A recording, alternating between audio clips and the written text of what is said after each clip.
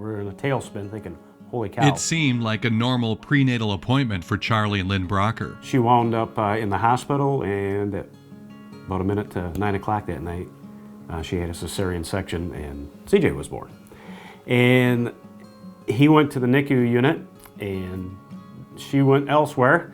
My head was spinning. I didn't realize how sick my wife was at the time because of her situation. But she didn't get to see CJ for a few days. I had preeclampsia, and I had never heard of that before until it happened to me, and it was terrifying.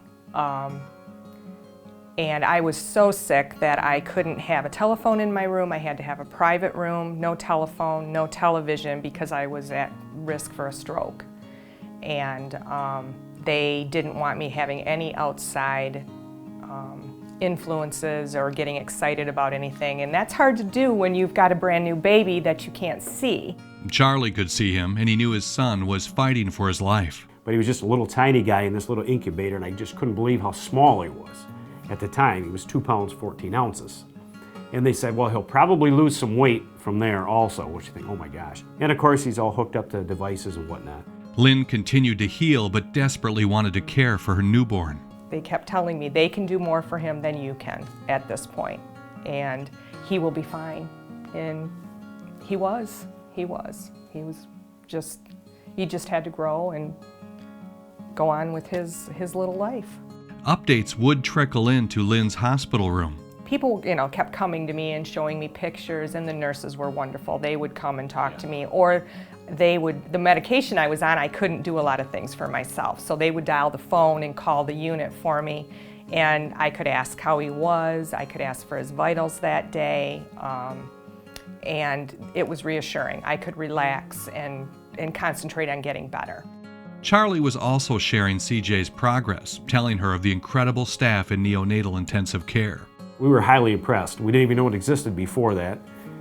Being young, earlier in our marriage, not realizing these kind of things really take place, but it's just fabulous what they're able to do.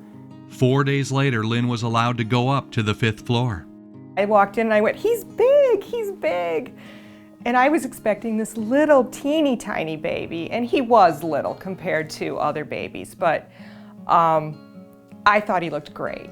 And I didn't see the tubes, I didn't see, this little tiny baby. I saw my son. Eventually, Lynn was released and she headed home to St. Charles. The only way I could leave him every night was to know that he was in good hands and that they were doing everything that they could do for him that I couldn't do at this point. 7 weeks later, CJ was ready to come home.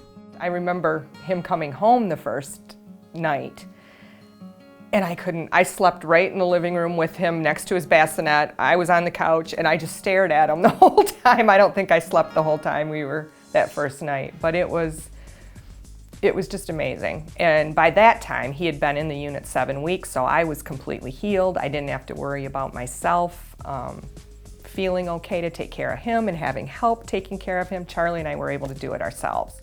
20 years later, CJ is off to college, and his parents are amazed at the young man he's become.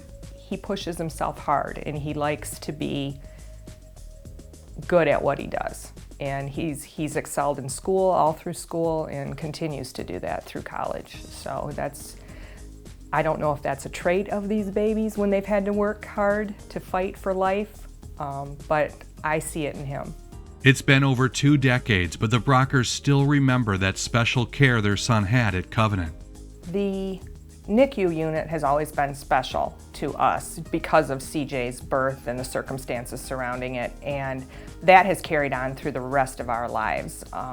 We feel very strongly about giving donations to the NICU whenever we can. If a loved one in the family or a family friend passes away, we always give donations to the NICU. We just feel like they saved our son's life. That's how we feel about it. So anytime there's a memorial of some type, when somebody passes away, that's what we do. It's kind of an honor to him and also to help the NICU there. We are even more grateful for CJ and for being able to have him with us and have him so healthy because we were never able to have any more children. I found out that I had a hormonal imbalance and things, and the doctor said that any more children would have been even more premature. So we opted that was the end for us. And I thank God every day because he's everything to us, and it puts a lot of pressure on him, but he is just a special guy, and he always was, always has been, always will be.